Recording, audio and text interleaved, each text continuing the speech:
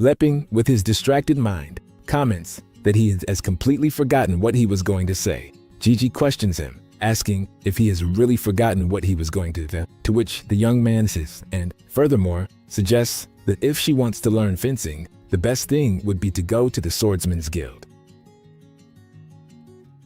Upon hearing that, the woman almost faints, while Boss thinks it was very cruel of the hero, as he wants to send the swordmaster back to the guild to learn what she herself teaches.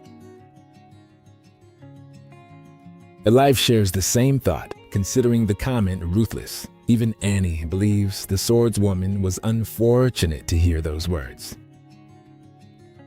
Gigi starts trembling, wondering if her fencing is that deficient in the eyes of the hero and if she really needs to return to the guild. At the same time, she thinks that everything she knows about fencing at the guild was taught by her. She wishes to understand what he meant by those words. However, the hero tries to make amends, explaining that he didn't intend to offend her. While searching for an explanation, he tries to recall the last technique of Tai Chi with the sword's step. He wonders if the swordless steel, the technique he saw earlier at the guild competition in the city of Titano, is the same one used by a swordsman from the guild. Saying that, he reflects that since he doesn't possess magic, he can't focus the type of energy at it. Then, he makes a movement and comments that he believes it should be something similar. That simple act in front of Gigi's eyes was so impactful that it seemed to separate her soul from her body. It drifted farther and farther from where she stood, taking her to some mountains that, after a flash of light, revealed a dreamlike place that she gazed at in awe. After calming down, she mounts a sword that seems to welcome her and gently guided it toward the secondary, reasoning majestically before words. Upon arrival, the sword rises in front of Gigi, who takes it, staring in amazement at what is happening around her. She sees children training and a master observing them attentively. Immediately, the master makes a movement with his gigantic brush, which seems to be a signal for the little ones to attack the newcomer, resulting in her defeat. This surprises Gigi, who, after some time, appears in a new outfit and hairstyle. She begins training alongside the children and also meditating under a waterfall. Thus, she fights again and again against the little ones, always being observed by the master. Each fight ends in her defeat until one day, she is called by her master to have tea. Upon doing so,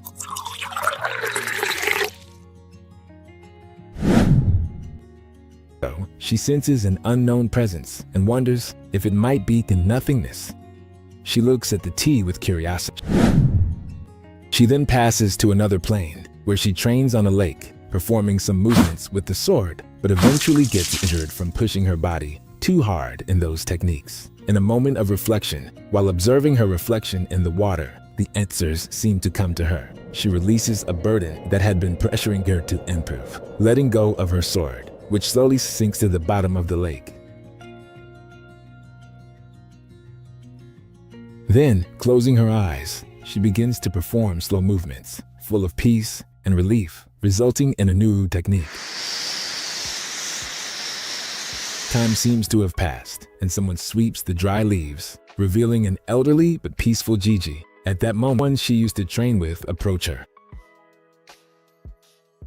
With a simple movement, she sends them flying through the air, leaving them stunned on the pile of dry leaves that, by the way, were already neatly arranged. After that scene, Gigi has tea with her master. He asks her if he has learned the way of Tai Chi. Relaxed, Gigi responds with another question, momentarily forgetting the purpose that brought her there.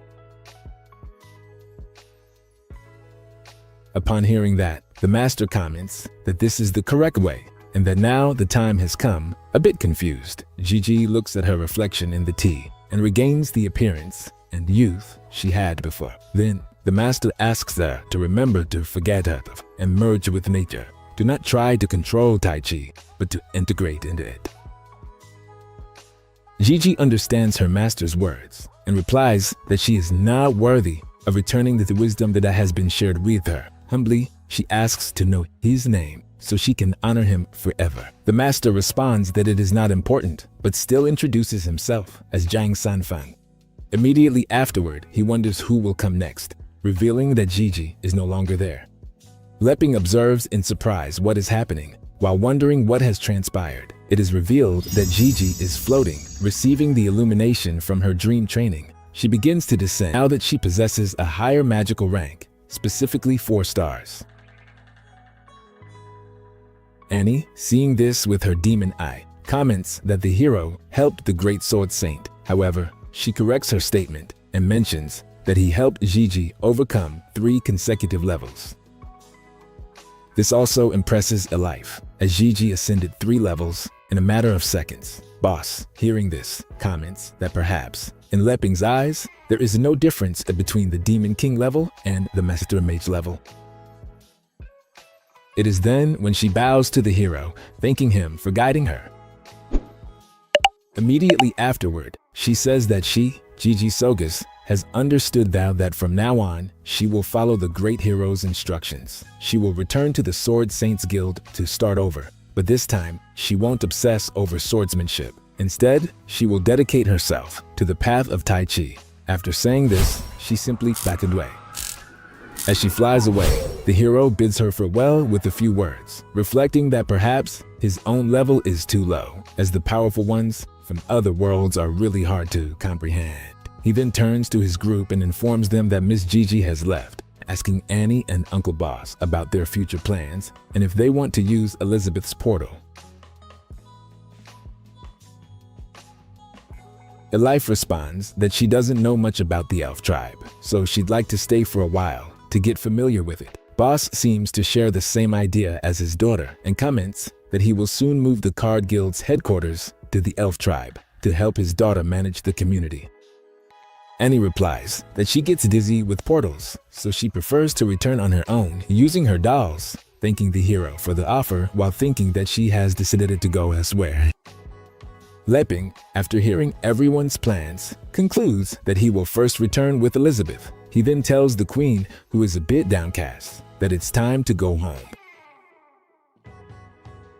The small, sad queen obeys, activating her portal and teleporting. They leave the elf tribe behind, while their companions embark on new adventures. Meanwhile, Gigi flies at full speed through the air when she notices something in the distance. It's a battle between 2 members of the Sword Saints Guild. The younger one, named Hui, comments that it's no surprise that the competitor from the Giant Bear Guild became an apostle during the last big guild tournament. Everything makes sense now, he says. The elder beside him, named Bali, remarks that he never imagined that the orcs, whom he considered simple and honest, would end up falling in this way.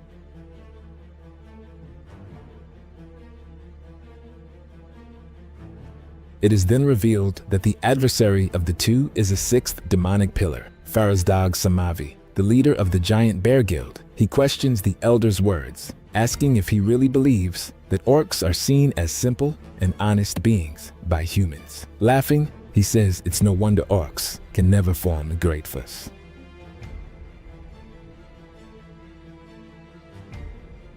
Suddenly, Farazdas jumps, and in midair, he shouts that he will unleash his muscle strength at 100%. He falls upon the 2 swordsmen, who manage to dodge him. I warns that their opponent possesses the power of a demonic sovereign and asks Bali what they will do. The elder, while unsheathing his sword, asks him not to underestimate them and reminds him that after drinking the barley tea given to them by Boss, they've reached the demonic sovereign level. Bali uses the instant unsheathing skill, and his attack embeds multiple needles into the body of the giant bear. Meanwhile, Hui starts performing hand seals in a quite familiar gesture.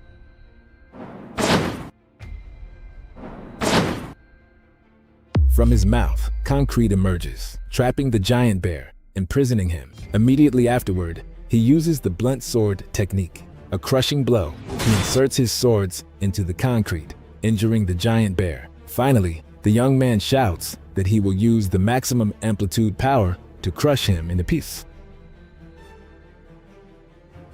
When using maximum power, Vibrations begin to spread throughout the desert. At first, the monster feels nothing, but then a red liquid starts to come out of its mouth.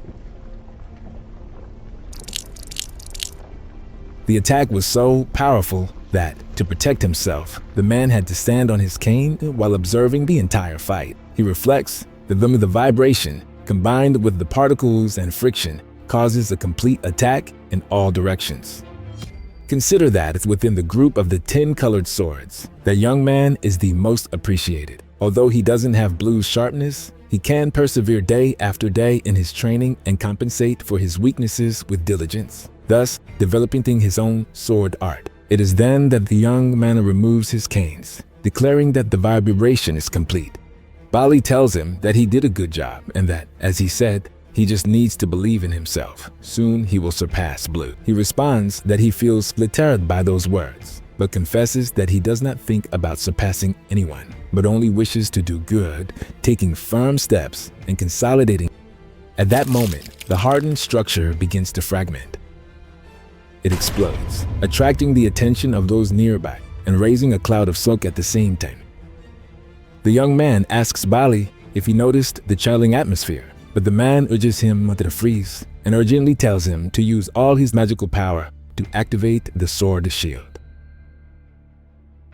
They both activate the ability of the 3-seal protector sword, inserting 3 swords of light into the sand. However, the monster only stares, then positioning its hand, and with a simple movement, it not only breaks the 3 protective swords, but also wounds the young man and destroys his canes, which then fall onto the man due to the force of the attack.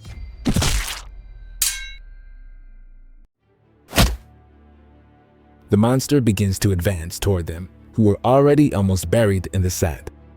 Then, Falarzada Samarvi uses the power of the Dark Sea, transforming his body and increasing his power. He claims that the man was not wrong and that the Dark Gear is nothing more than a transitional tool, concluding that only the chaotic power of the Dark is eternal. He announces that those below the rank of Demon King are just ants and believe he has surpassed the power of Lord Malfoy, beginning to laugh.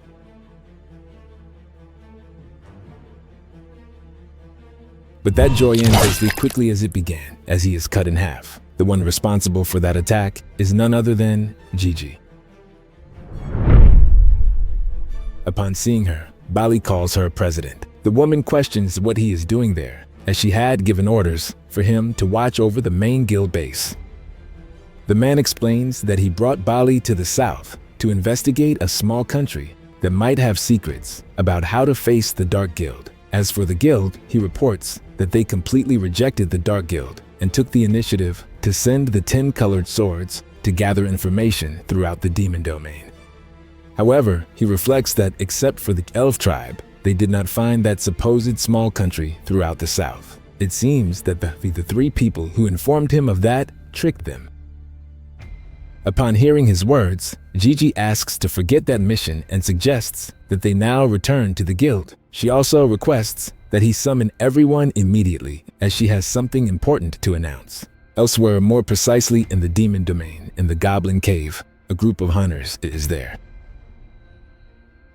The bull comments that he heard the goblins in that cave are completely different from those outside, as they have never had contact with the outside world and are very primitive and without reasoning. The boy asks him not to worry, responding that this time not only does he have his green sword, but they also have Mr. Trav. If the goblins have been contaminated, they will simply eliminate them. It is then that the elf replies that, if it weren't because he must return a favor to his guild of sacred swordsmen, he would never have joined their team, and they are lucky. The bull adds that if there hadn't been competitions, he wouldn't have accepted it to the bounty mission either, as it puts his life at risk and doesn't pay as much as reselling tickets.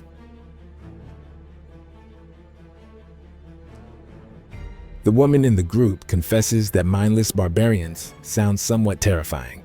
At that moment, the green-haired boy looks at them and promises to protect them. The woman says that the magic stone is reacting strongly, and there must surely be a large number of living beings approaching them. The young man prepares while saying that they have been discovered. The goblins, upon seeing them, can only utter the word woman. I'll open a parenthesis here, as those who saw episodes 1 or 2 of Goblin Slayer know what that means. Well, let's continue. The young man arms himself with his peculiar sword and assists them to prepare for battle. Immediately, the goblins goshen the attack, leaving behind a trail of red liquid.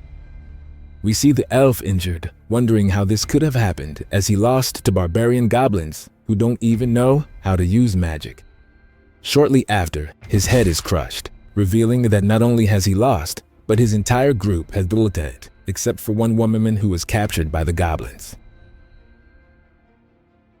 By the way, they begin to walk towards her with smiles on their faces and drool in their mouths.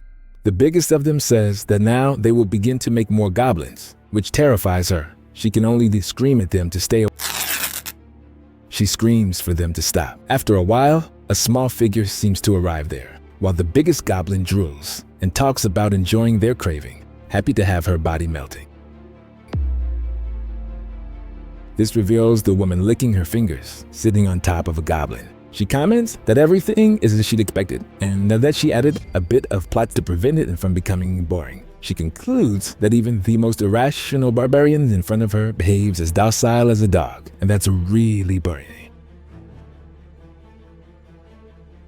After that, she absorbs the dark gear, ascending her power. She is Rusbed, one of the 6 demonic pillars.